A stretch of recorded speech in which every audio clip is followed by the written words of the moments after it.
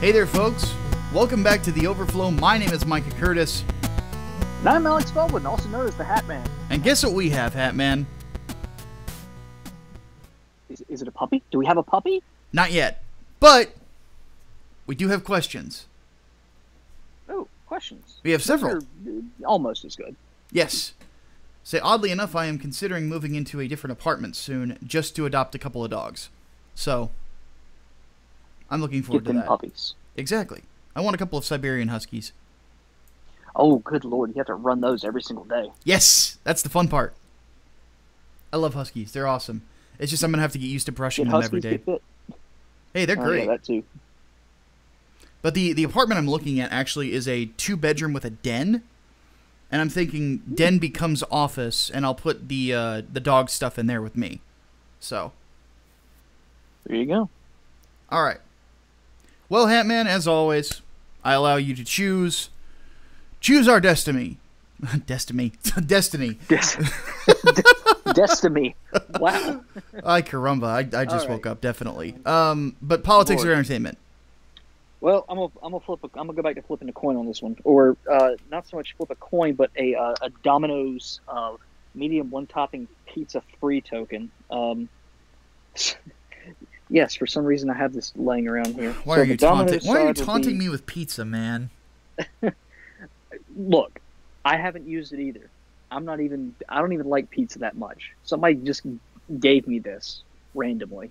I don't remember where it came from, but clearly I have it. So, all right, Domino's side will be entertainment, and the freebie shit will be politics. So flip it. Domino's. All right, entertainment it is. All right, let us commence. So, John Weitzel asks, if someone made a game about medieval jousting, would I review it? Well, there was the old game Joust, but you were kind of on ostriches that flew. Not really, Yeah. But I don't really do game reviews at this point. I mean, the last time I talked about a video game was God of War. And it got a couple thousand views, which isn't bad for the channel. It's about average. Average is about 1,000, 2,000 views. But that was more of like a literary analysis than really it was a review. You know? So I can't say that I would. I've thought about, well, maybe I'd play it on a stream or something. But I've thought about creating a gaming channel. I actually have a channel that is like a stream archive of all of my Twitch streams called Dave's Vault. That I could do that on, but right now I don't really have enough of a following to justify it. I think maybe in a few years, whenever we start hitting bigger numbers of subscribers, and hopefully YouTube sorts its shit out, then maybe we'll get to that point. But the problem is that, you know, right now traffic is down. We're not getting as many shares as we used to. You know, and just about any time that if you go onto our channel, if you see that views are down, it's usually because people aren't sharing the content, or they're just people for some reason aren't getting notifications, or they're not watching. You know, and people when they don't watch something, they don't tell me why they're not watching it. You know, and in which case I could work on things to improve them. But if I don't get feedback, I can't improve it. So it's sort of like the person who has a problem with the store and then never tells the people in the store what the problem is. It's almost like why I like disgruntled customers who will tell me what's going on wrong than I do customers that just stop showing up for whatever reason, and then I never figure out the issue that I can fix. So I'm just left there guessing the wind. But back to the original question, no. As of right now, no. How would you even make a jousting game anyway? I don't know. Well, if you're doing it from the perspective of the jouster, you could do sort of a dual analog stick thing. Left analog stick controls the angle of the shield. Right analog stick holds is the lance. and you have to hold it just right to hit the proper angle to hit the opposing person and not hit their shield, and then keep your shield up to make sure that you aren't hit. Yeah, I guess, but that'd be like really shallow as far as gameplay goes. Yeah, pretty much. But that's how I'd do it if I were a game developer. Yeah. But I am not. So. Well, small 99-cent game, I guess. I don't know. Yeah. Okay, Eclectic1995 asks, as popular as the X-Men are in the comics, do either of you feel that they were a bit too prevalent in the comics universe and overshadowed some of the other superheroes? Absolutely. There was very yes. You gotta keep in mind, like, back in the 90s, the only characters that people were really, like, conscious of in Marvel were the X-Men and Spider-Man and Venom. Yep. But Venom is a Spider-Man related character. So, like, that, and people oftentimes talk about the 90s as a heyday for comics, but that was what was selling when it came to Marvel. And really that still is it in a lot of ways. That what sells really big is X-Men comics and Spider-Man. Because people love Spider-Man, people love the X-Men. And a lot of it has to do with the 90s X-Men. And it also has to do with Chris Claremont's run in the 80s. And I think late 70s as well. And Claremont's run is awesome. Even from the beginning, like they were really the standout titles from Marvel. Mm-hmm. I mean, they were easily recognizable. X-Men had pretty good social commentary for the time, and Spider-Man was unique in that he was a kid. You know, he was a nerdy outcast kid. He wasn't some, buff rando that could do all this awesome stuff. He was like a social outcast who just so happened to get these powers. He was relatable, very, very relatable. Absolutely, especially to the audience, because the audience was largely nerdy people who... Exactly, social outcasts. Yeah, who wanted to believe in themselves.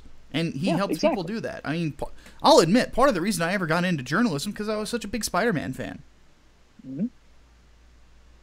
So and also a big fan of Venom as well, because he was a journalist too.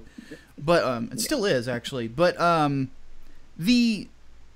they definitely overshadowed a lot of characters at the time. Like, I remember watching the Spider-Man animated series and knowing next to nothing about Captain America when he showed up. Oddly enough, voiced by David Hayter. But, and did a pretty good job of it too. But yeah, that they were so prevalent it was ridiculous. And,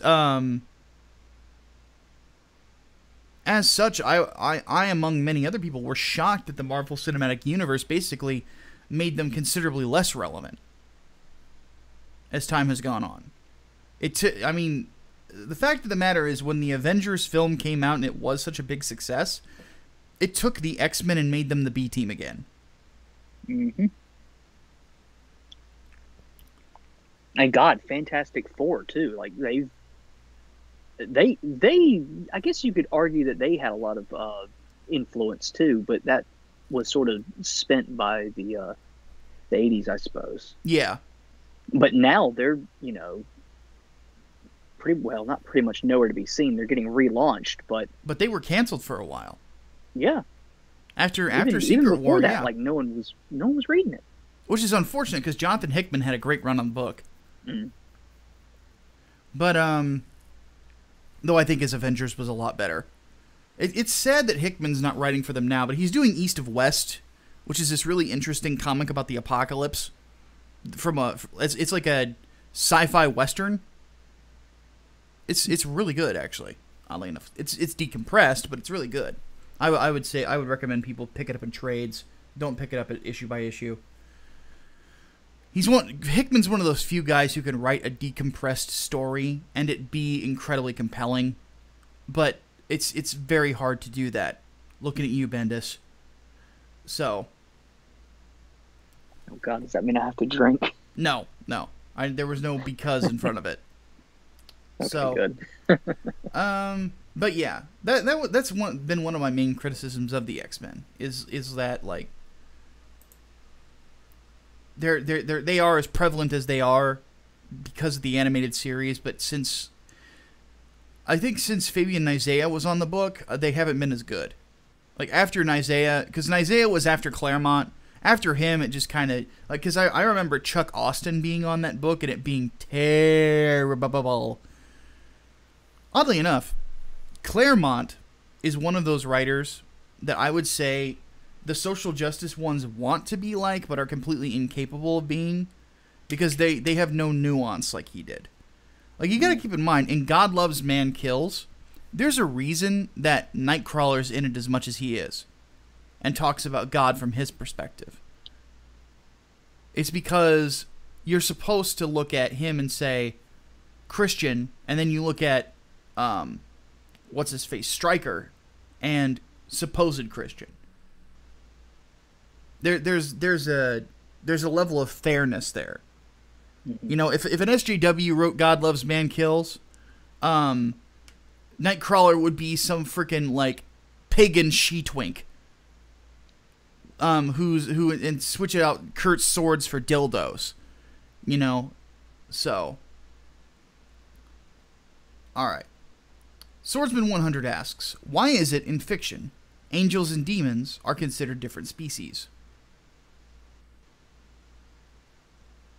Probably because they were pretty much depicted that way through medieval art and whatnot. I mean, you go back into the Bible, angels do not look like people.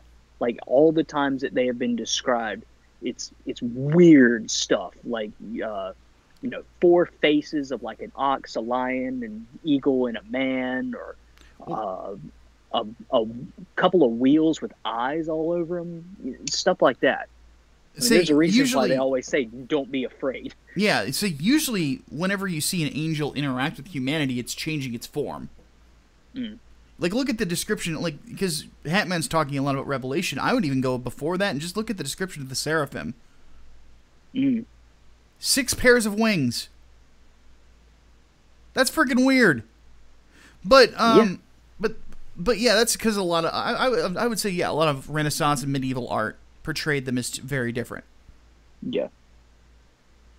I mean, demons, we didn't really get a whole lot from demons. I guess what they mostly pull from is also Revelation, the beast with, 7 heads and 10 horns. Yeah. That whole thing. That's why we see a lot of horns on demons and stuff too. Yeah. So there is a it is interesting that is done.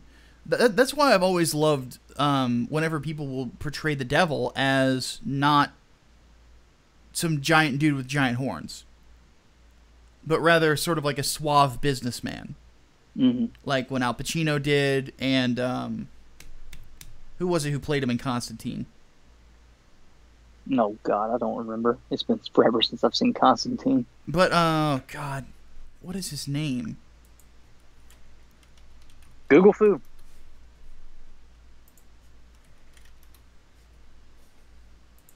Oh, my God.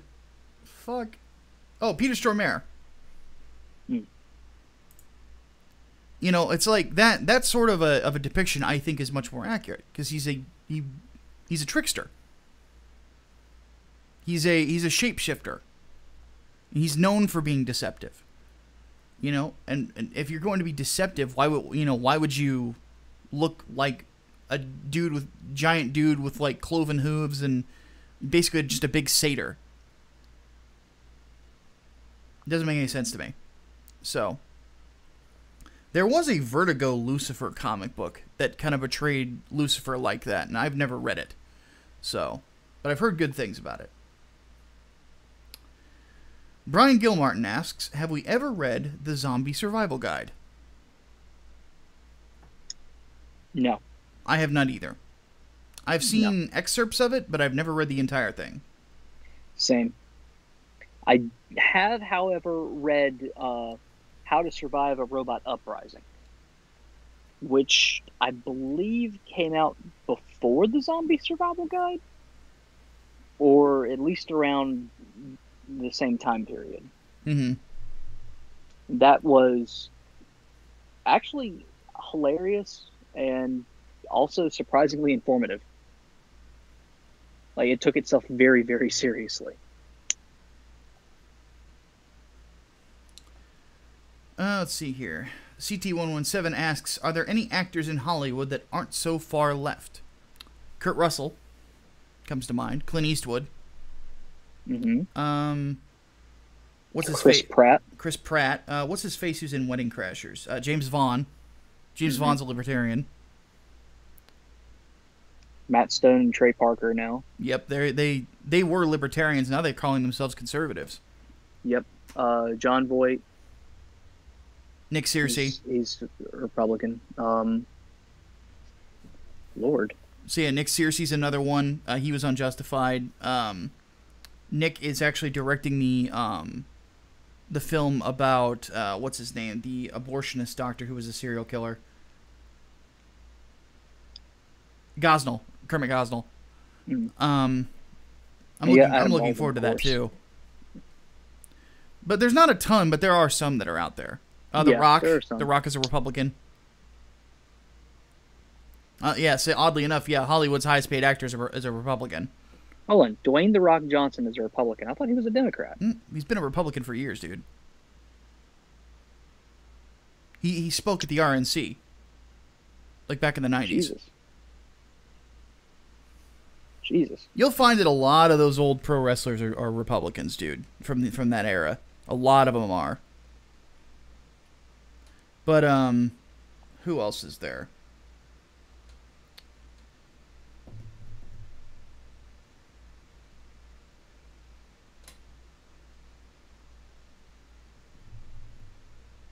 Thinking, because I know that there's others. Not an actor, but LL Cool J is a Republican.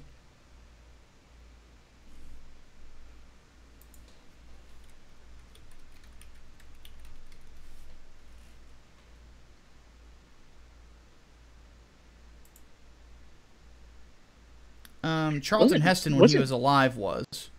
Oh God, yeah, because he was a spokesman for the NRA. Mm-hmm. Wasn't Britney Spears a hardcore Bush supporter way back when? I don't remember.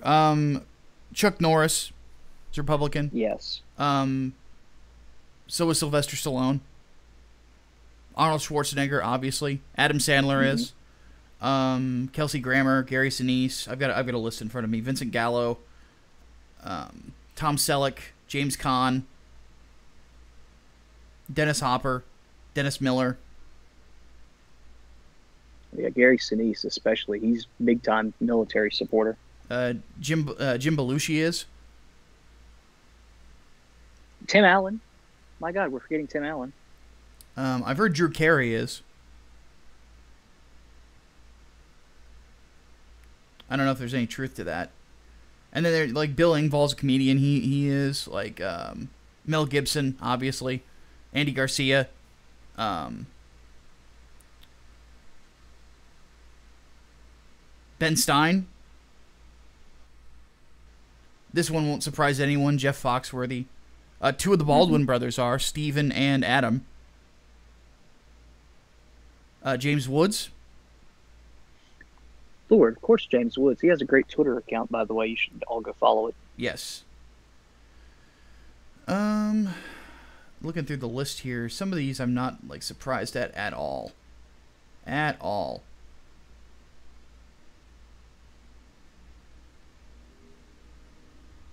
Say Dean Cain's another one. He's not a big name, but he was in Lois and Clark. Kevin Sorbo.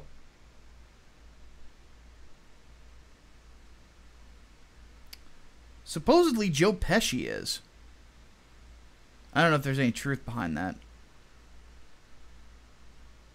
Rip Torn. Yeah, so there's quite a few.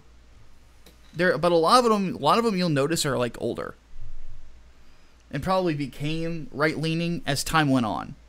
Going with the old adage of, you know, if you're young and you're not a liberal, then you have no heart. If you're old and you're not a conservative, you have no brain. Mm-hmm. So.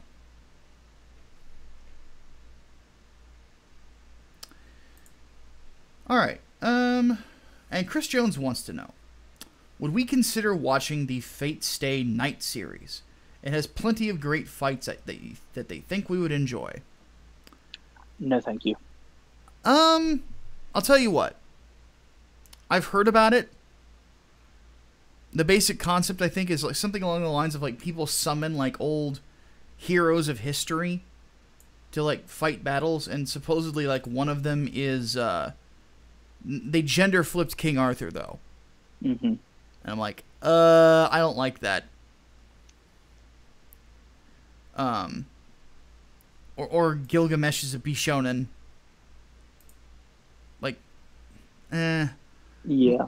But maybe I'll give it a try sometime.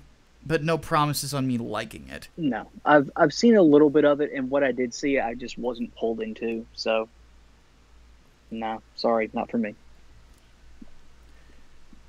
All right, shall we move on to politics, sir? Let's do it. Okay. Hellblazer asks, do we think that Dwayne Johnson is serious about running in 2024? Hey, we just talked about that guy. Yeah. If he wants to, go for it. Yeah.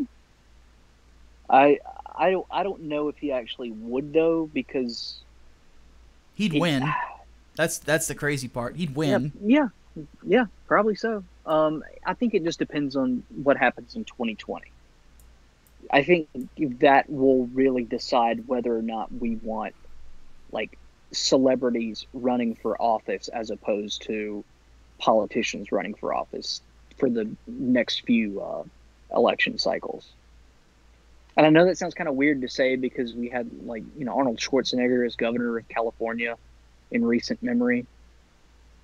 But like, as far as the office of the president, yeah, depending on how 2020 goes, that could either make it or break it for the future. I do think that with Trump winning, that oddly enough has signaled to some celebrities that they could do it. Yeah. Which I don't know if that is necessarily a good thing or a bad thing. Like Kanye famously God. saying that he was going to run. God, please no. Please no. Just stick with music, Kanye. It's your thing. Alright. Jerry wants to know, do we think if Nigel Farage would ever become prime minister? If so, would he be able to move the UK into the right direction? Yes. And yes. I think he would be able to move the UK in the right direction. However, I don't know if he really wants to be prime minister anyway. He should, but he doesn't want to.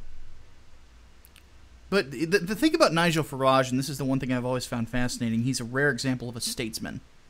Yes, very yes. There's not many of them.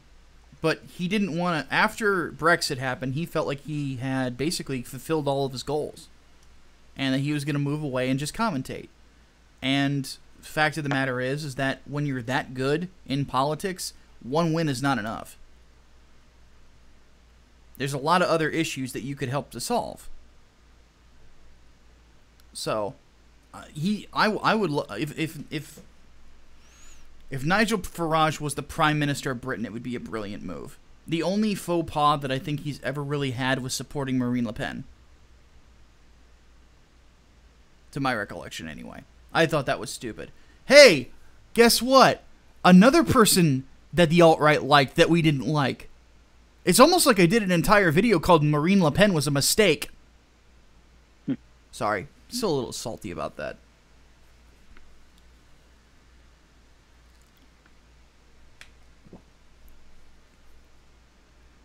So yeah, that's my thoughts. Hatman, what do you think?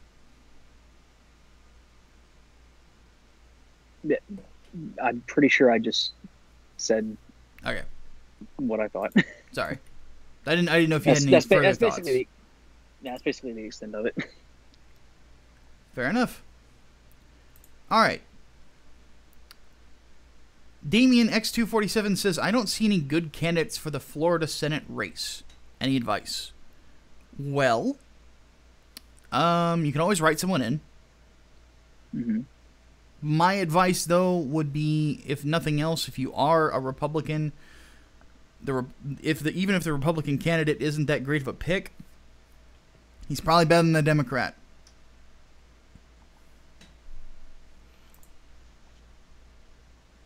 Yeah, The, no real arguments here. yeah, the way I always look at it is that there's nothing wrong with voting against someone. Like the first two times I ever voted in my life were both for presidential elections. And both of them were against Democrats. I voted for. I didn't vote for George Bush when I was in college. I voted against John Kerry.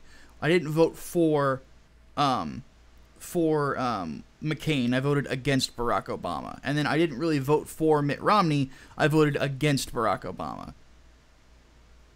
There is such a thing, and I think that it can be a powerful tool. Because I don't think that a lot of people really did vote for Donald Trump in some ways. I think a lot of people just voted against Hillary Clinton. It certainly seems that way. Because I know a lot of Trump voters have said, yeah, he wasn't my first choice.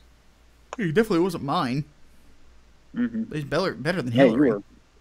you were hard into Ted Cruz's camp. Yeah.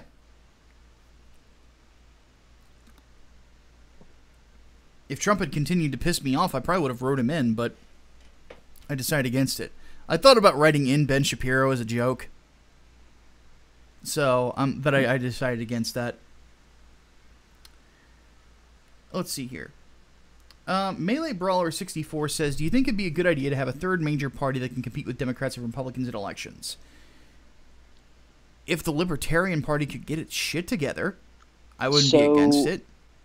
I was just having this discussion with some folks the other day, and we basically came to the conclusion that depending on what happens after Trump, whether he be removed from office, God forbid, or he actually gets to serve his term, there will probably end up being something of a split in the Republican Party.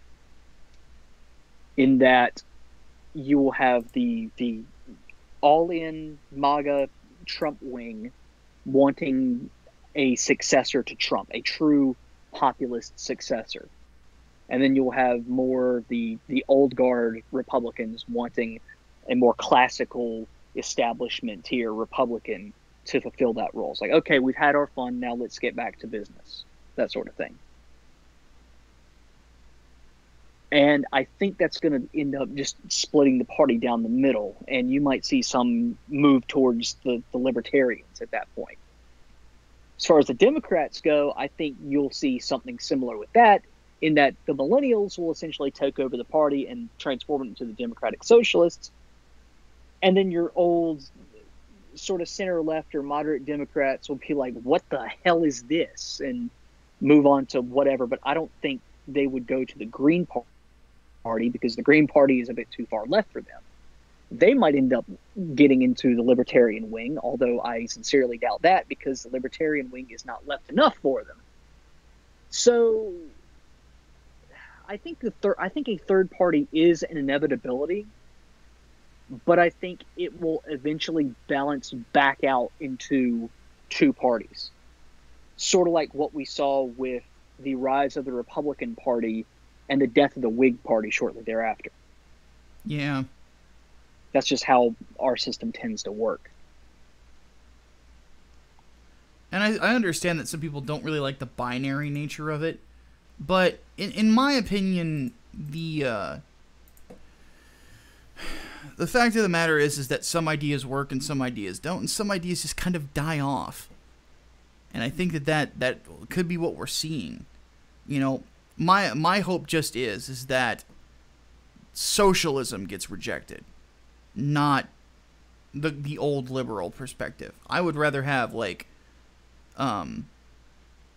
old guard liberals than I would fucking socialists. Because if you gave me the option of, Micah, you can have a mixed economy or you can have a socialist economy, I'll take mixed. If you're giving me the option of eating a shit sandwich or eating an onion sandwich, I'll take the onions. I fucking hate onions. As do I. Onions are the devil's root vegetable. Yes. Chris Jones asks, Do we think the left can change course and get rid of the extremists who are quickly gaining power? So this kind of ties into that. Yeah. I hate to say it. I don't know if they want to. Because they see the Bernie base. And they see these young morons. And they think that because they are young morons and they will vote for them, that it's good to keep them around.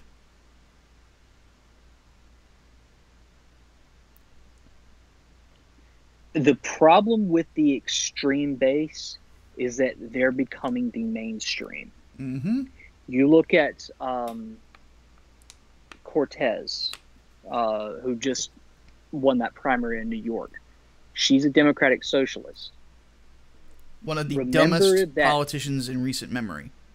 Remember that socialist ideal is pretty much in lockstep with what we know about SJW-isms. Yes. You know, they're the ones that parrot around the myth of the white supremacist, capitalist, cis hetero patriarchy being the end all be all of oppression in the Western world, or really just worldwide in general. It's part of what they believe. I mean, hell, that's what I saw in the fucking Antifa book. Even that pretty much solidifies it. Oh yeah, that's about as far left as you can get, and that's pretty much a requirement to believe that sort of stuff. It's part of their oppression narrative, more or less. Yes. You know, the haves and the have-nots, the bourgeoisie versus proletariat. Yeah. And that's becoming the norm, essentially. When socialism becomes the norm, then really how much further left from that do you go, aside from like tankies? There's not a whole lot of room left. So no, they definitely do not want to let them go, because this is a big voting base. I mean, millennials are more open to these ideas than any other group. So no, that's a big opportunity for them. So of course they're going to embrace them. Eventually they'll figure it out, though, and that's when they'll abandon ship, like I was saying earlier. But yeah, for right now, they're stupid. Pretty much. Well, I mean, did you see her comments on Israel? Yes, I did. She has no, and she straight up admitted she has no idea what she's talking about. Oh yeah. But this is the thing. She was the Justice Democrat nominee. Mm-hmm. This was the Chink Uyghur Kyle Kalinske pick. Mm-hmm. She got all of what her, a damn surprise. Yeah, I was about to say, this is what happens when you get all of your news from Secular Talk and the Young Turks, which is Secular Talk is an extension of the Young Turks. It's like you get morons because they don't know what they're talking about, because all Kalinske ever talks about is buzzwords. He never knows what he's talking about. Seems true of Cenk. Well, you see, the guy clearly a racist, and Google it! Of course! Reasonable discussion! Anyway. That's my impression of Steven Crowder doing an impression of Cenk Uyghur. So, all right. Another question about the left. Soldier. Another question about the left from Crystal Wing 2149 asks, if the left wins the next election, what do we believe will happen, and how far will they go to undo Trump's decisions? Oh, they're going to try to tear everything down. Civil war. It won't end well. It really won't. It will be civil war. They will find a way to not only tear down everything that Trump has built, but they will find a way to, like, recall everyone that he's appointed. You know, federal judges, district court judges, Supreme Court justices. They will try to find a way to recall them. Like, it won't just be like what Trump's trying to do, which is like undo the damage that Obama managed to do in his term. They will completely unperson Trump's entire legacy. Oh yeah. Just to spite him. Not because they think that, you know, it's bad for the country, but just to spite him. Because one thing you have to keep in mind is that Trump is a repairman. Yeah. He's repairing damage. He's not really instating anything that's that new. And yeah, they would try to rip everything apart. Mm-hmm. And that will cause a civil fucking war.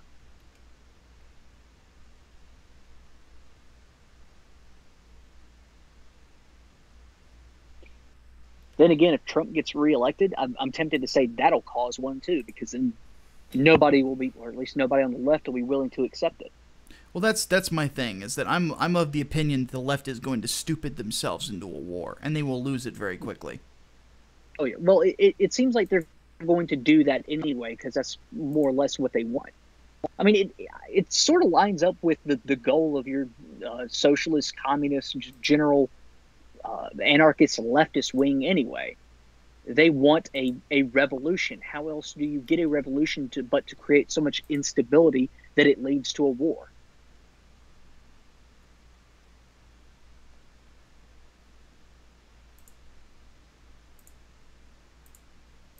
Yep, that is basically the long and short of it.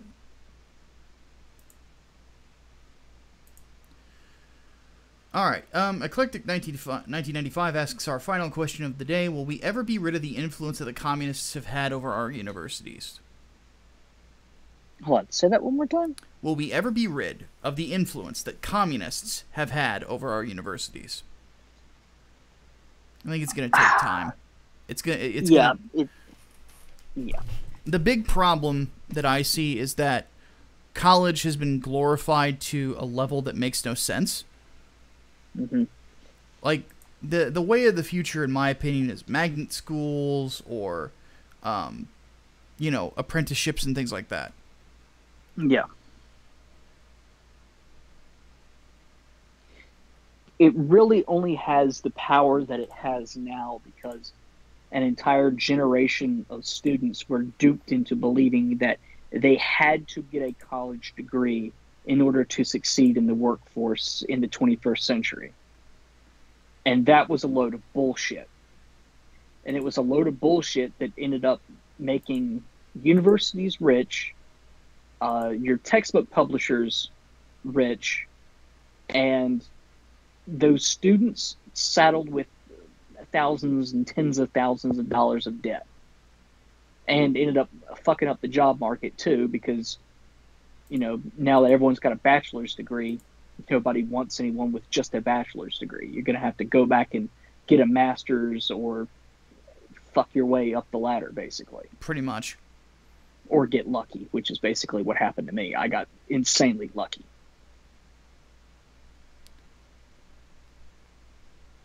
But no, it'll definitely take time.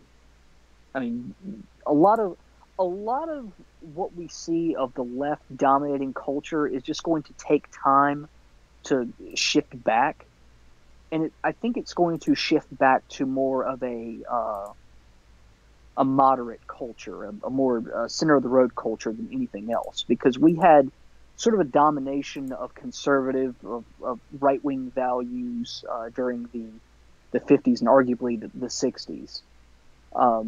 And then it sort of shifted more towards the left. And I think it's going to come back towards the middle, as people realize, well, maybe it's not so good to have either side be insanely dominant.